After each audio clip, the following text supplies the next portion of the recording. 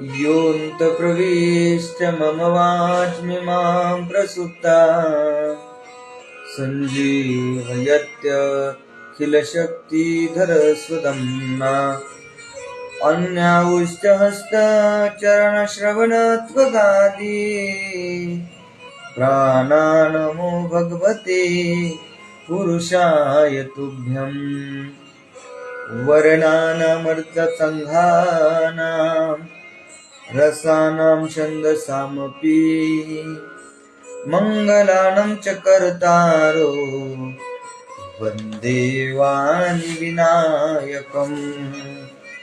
कि राधे मेरी स्वामिनी मैं राधे जू को दास, जन्म जन्म मोए दीजियो वृंदावन में वास। बोलिए पंढरीनाथ भगवान की जय। माऊली ज्ञानेश्वर जी महाराज की जय। जगद्गुरु तुकाराम जी महाराज की जय।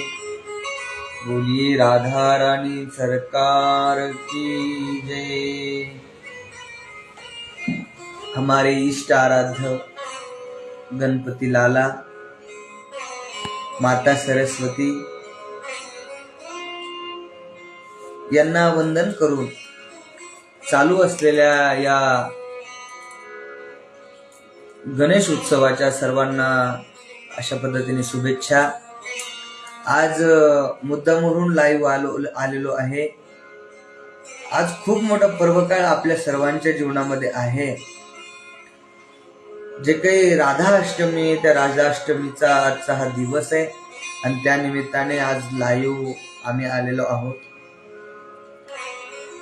बघा, राधा म्हणजे एक आपल्या जीवनातलं तत्व आहे। राधा आपल्या जीवनातली भक्ती आहे।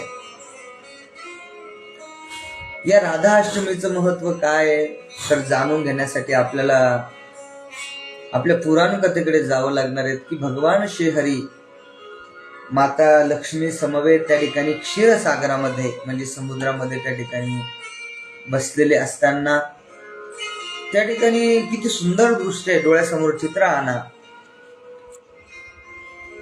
की भगवान श्रीहरी हे शेषावरती त्या ठिकाणी निद्रा अवस्थेमध्ये पडलेले आहेत। माता लक्ष्मी त्यांचे पाय दाबतीयेत आणि माता लक्ष्मीचं जर आपण पाहू गेलो तर माता लक्ष्मी कमळातून उत्पन्न झाली असल्यामुळे ती कोमल आहे आणि इतकी कोमल असूनही भगवान श्रीहरी म्हणतात